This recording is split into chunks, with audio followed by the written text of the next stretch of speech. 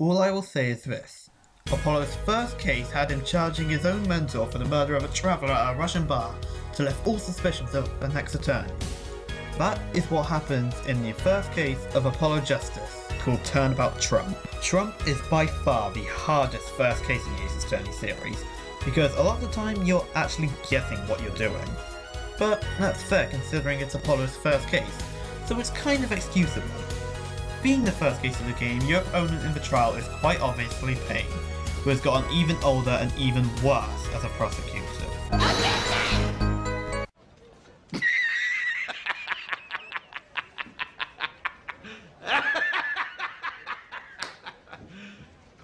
Remember back in the Turnabout Serenade segment I mentioned cases involving samurais and chefs and card games? Well, this is the one which revolves around card games. Phoenix Wright, or as the fans prefer to call him in this game, Hobo Wright, has lost his badge as a defense attorney and 7 years later has now been accused for the murder of Shadi Smith. There are two reasons why I like this case so much.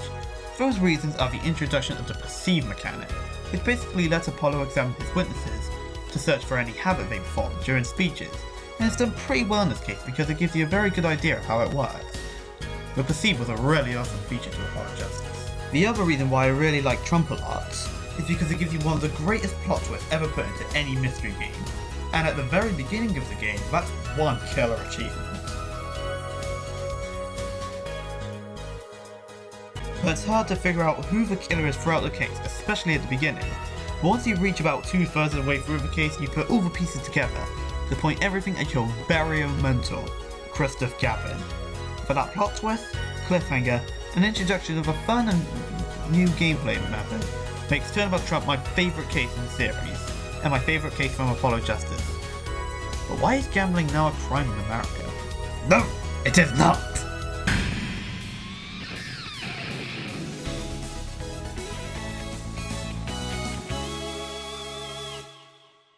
You probably didn't even see this one coming. Turnabout Academy, everybody!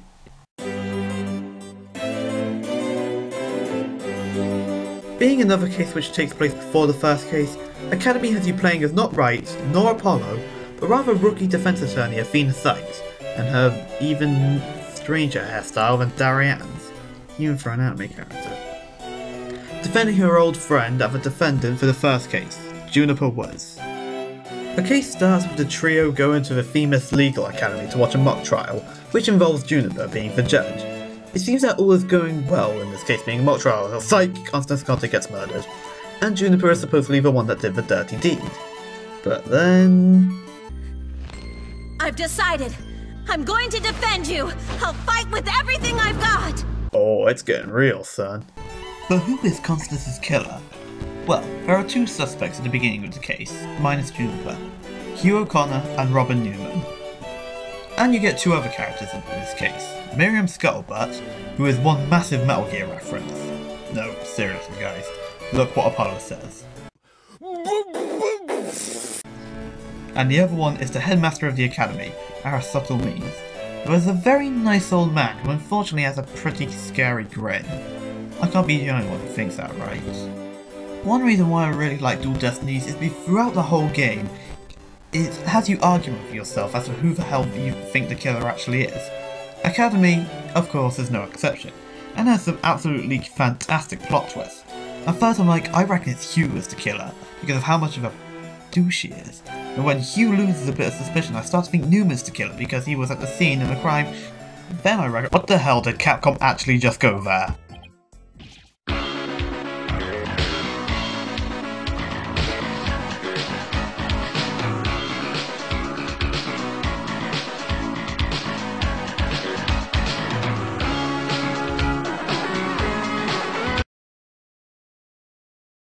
But I reckon it was Miriam because she has a grudge against Juniper, Hugh and Robin and was spying around on them. And then I reckon, oh my bad, it was Aristotle Means. That means unleashes the chalkboard, and some quotes are written, my favourite being, everyone fails except me. Wow. But after all those quotes and denials, Athena still gets Means guilty and once again leads to some bizarre chalkboard quotes about the professor's favourite thing. Like toilet details, retake the bar exam, 30% salary cut. Imagine that, a principal of a school giving himself a salary cut. can't think of anything else to say about Academy, apart from the best Black Book quote ever, which appears in this case.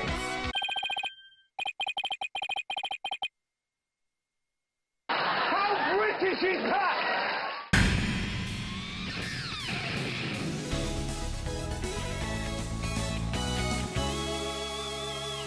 This next case is probably the fan favourite. So, ladies and gentlemen, give it up for Bridget of the Turnabout.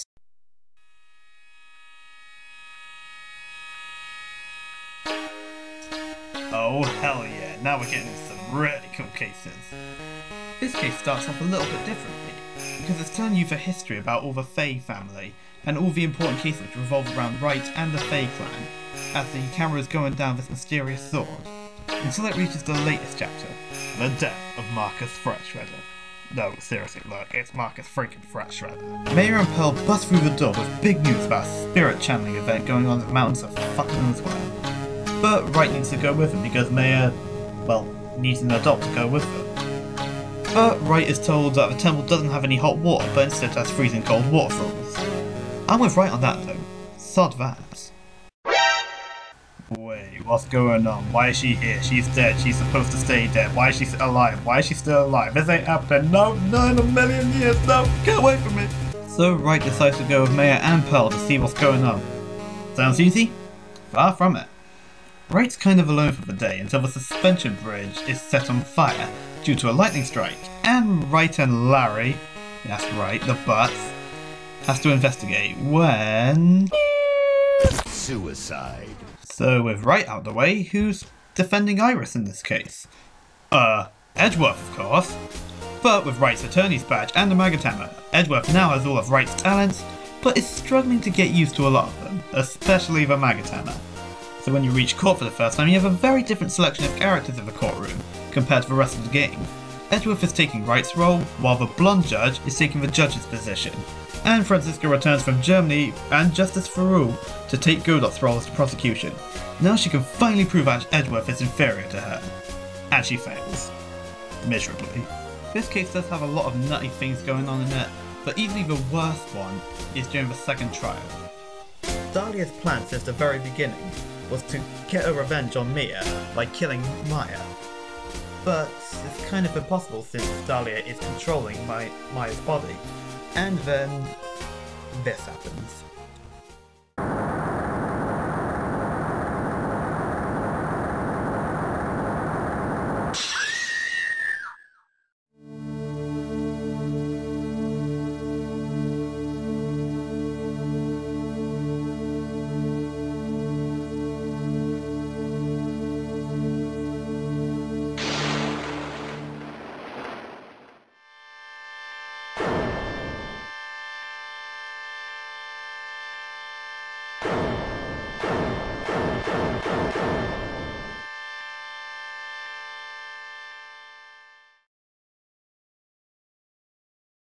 Scary.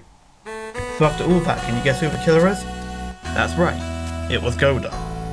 He knew of the plan that Dahlia was making on that day, so he decided to save her from Dahlia. But in doing so, he had to kill the one whose body Dahlia was in.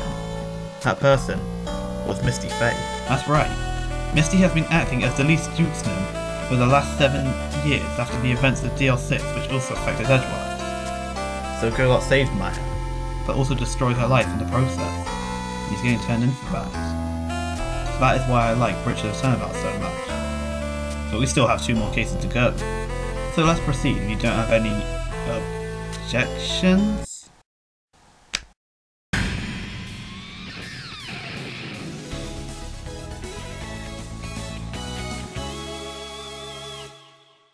This next case is not only in my opinion the most underrated in the series, but is also my favourite from Investigations.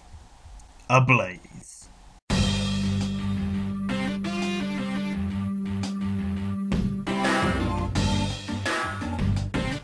Freaking Ablaze. Edgeworth gets forced into a lifesteal samurai and jamming ninja show with Kay that's being held at some sort of embassy which belongs to 2 different countries, Alabas and Barbel, which used to be the country Codopia.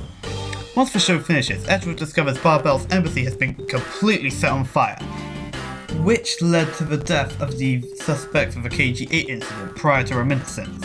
Manny Cochin. Not long after that, a second murder occurs in Ablaze. The victim, Mask the Mask 2, which gives us the return of the god of all detectives, Tyrell Baird. Oh damn, this guy's just so freaking cool. Oh yeah, Lang's also investigating the second murder, and it's at this point that Edgeworth discovers that the Steel Samurai is actually... Oh yeah, the bus is back in town, everybody. Ablaze also explains a lot of things from both Visitor and Reminiscence revolving around the Yatagarasu, and how it's actually a group of 3 people: Brian Faraday, Callisto Yu, and Tyrell Baird. So the person who broke into Edgeworth's place at the beginning of the game was actually Baird. Now that the case of the Yatagarasu has been solved, there's only one thing left. Who murdered Master Mask 2? So the murder definitely took place in Ablaze, so the only person who murdered him was the man who served no purpose in the game up until now, Carcass Alba. It turns out that Alba and the Ring were smuggling ink from Barbel to make counterfeit money from Sangfa, which caused the country to go into panic overdrive mode because they couldn't tell the difference between the fakes and the real deals, for bare dollar. Now all Edgeworth has to do is prove Alba guilty of murdering Damask 2. After a long, hard battle and gaining help from lots of people, even Oldbag and Larry, Edgeworth explains that Alba murdered Cochin with the key of the Yatagarasu, and the breakdown that Alba has afterwards is oh so satisfying.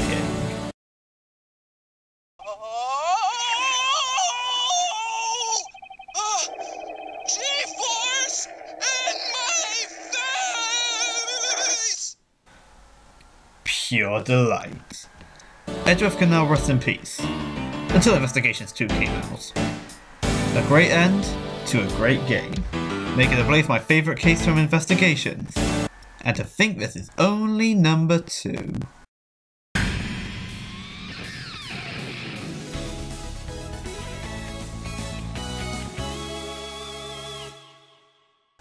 You may have noticed that there is one game we have left out as of yet.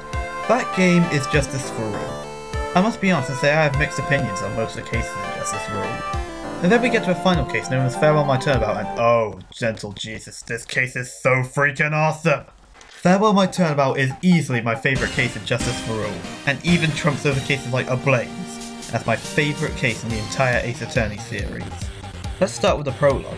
Wright, Maya and Pearl are at a film festival taking place at the Cape Water Hotel, which was a key location in Turnabout Sisters, after being invited there by their old client and friend, as well as the former Steel Samurai, Will Powers.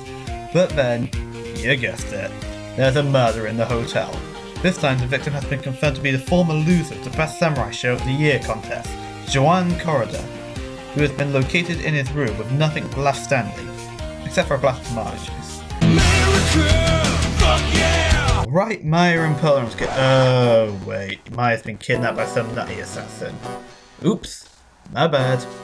So to get her back, Wright must hand a non-guilty verdict to the defendant, who is Corridor's rival, Matt Engard. Upon entering court for the first time, in this case you discover Francisca has been shot by the kidnapper. So who's taking charge of the case? Edgeworth, of course. So the hero and rival of the original game are now back for the final case, eh? Good. But the killer isn't anybody we've met as of yet. Not Engard, not Andrews, not Powers, not Law, hell, not even Oldbag. The killer is the most famous assassin known to America, as well as the one who kidnapped Maya, Shelley the Killer. As his name states, this prick is a killer who takes missions from his clients about assassinations, but makes sure he can trust them, and it all leads to one client, Matt Engard.